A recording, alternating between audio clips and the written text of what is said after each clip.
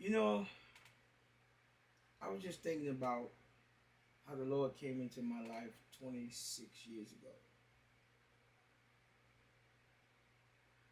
And I am so grateful that He had mercy upon me.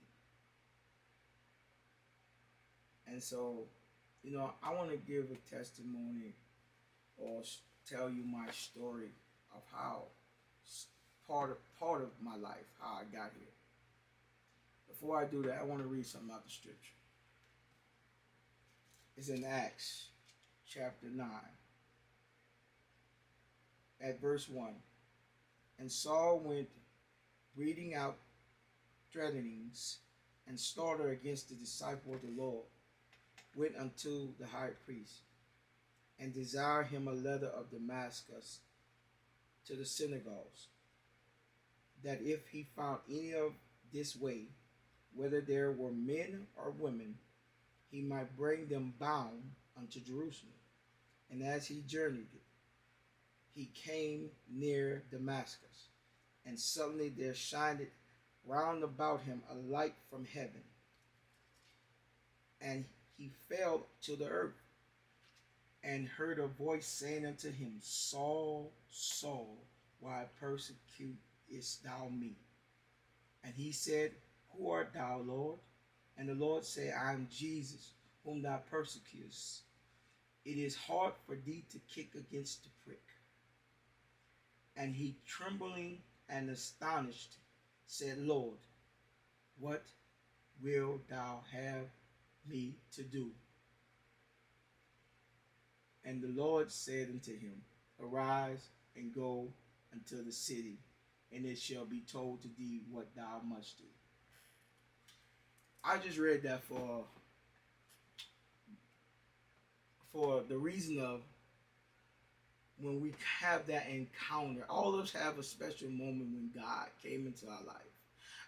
Mine wasn't extraordinary as his, as a light shining about, but I can tell you this: it was extraordinary enough that it changed my life. That I remember 26 years ago. I remember I was in the club. I remember we was drinking. And I'm going to let you know right now, I used to be a drinker. Some people don't believe that because of the way I act now. But yes, my family's are drinkers. I don't know about doing drugs, but I know they can drink. So I remember I was in the club, I was drinking. And I began to look around the club for some reason. And I felt God was dealing with me about changing my life. I started getting that urge and start wondering about God. And I was in the club, and I remember I was looking around. I mean, you listen, in New Orleans, club that time when I was growing up, clubs was everywhere. They were making clubs everywhere. I remember they had a club called Hole in the Wall. And clubs used to stay. They don't stop till 6 o'clock in the morning, because I remember I left one at 6 o'clock in the morning. And I don't glorify them days. It's just funny to look at how I was behaving. But I remember I was in the club, I was looking around, and something caused me to look at the empty bottles on the ground, because some people was throwing the empty bottle of liquor on the ground. And I looked at the empty bottles, and I said to myself, Lord, I am as empty as those bottles. And I look at the situation where my life began to change. And I look at how Paul was when Jesus came to him. When Jesus came to him on the road, he said, Who is thou, Lord? When the Lord came to him, it stops him in his tracks. God knows how to stop you in your tracks, because he was telling him, how you going to kick against the prick? He said, first of all, how can you stop Jesus when he's chasing you? You can't run. You can't go nowhere.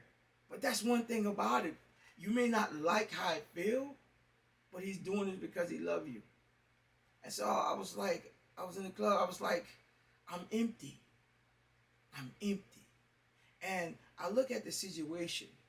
It comes a time, and it was just like in this scripture here.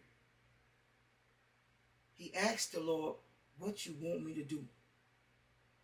That's when you know you're ready. When you stop running. When you give up the chase.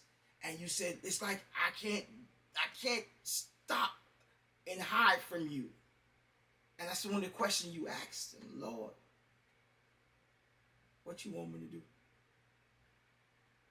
And I remember that 26 years ago. I was like, Lord, what you want me to do?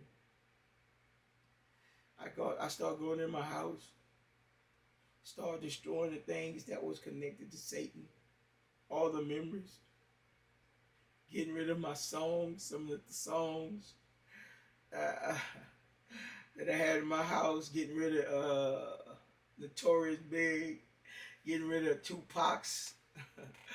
I was getting rid of a lot of stuff in my house, tearing up a lot of things, old girlfriend pictures. I don't know why I still had them. I was tearing up pictures, just everything in the trash. And my uncle looked like, I can't believe you made this choice. But it was just like Paul. God would take the road that we was traveling to hell and turn it into a road to heaven. That's what God did to me. God took the road that I was about to die on and turn it into a stairway to heaven. And I thank God for that. And from that day, you know, I had my ups and my downs. I'm not telling you I had it all together. But I can tell you some days it has been so serious with me and God that I would not take none of these things back from him. So, you know, if you got some loved ones out there, listen, I was heavy. I was out there. I did a lot of things. I have a serious past. Not a bad past as some of my friends that grew up in New Orleans, and some of them died. I ain't had that my past wasn't that bad. But I can tell you the truth, God have mercy.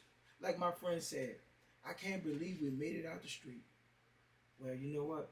Glory unto God. So y'all continue to pray for me. I just want to give your testimony that God can turn your road to hell to heaven. Just remember that. Just because the road you're traveling on, don't think it's going to end there. God can change all that around. He's God. It may look like it's going to end, but the thing about it, God knows the end before the beginning. So trust God. Trust God with your life. Give your life to God. Give your life to God and trust him. You know, this ain't all my testimonies because I got a lot more. But I just want to tell you, you know, I thought about the 26 years ago, how I was on the road to hell. Just like Paul. I was on the road to hell. But God turned the road to hell to heaven. He can do it for anybody. If he did it for me, he can do it for anybody. God's hand is not short. I know this. He can save anybody. He can save anybody. I don't care how deep sin they're in. You know, I was locked in. God can change anybody's mind, anybody's heart. So, I just want to share your part of my testimony. 26 years ago, I was a young man too at that time. Very young. Very young.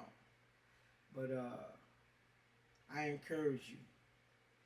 Ain't no better place than being with the Lord.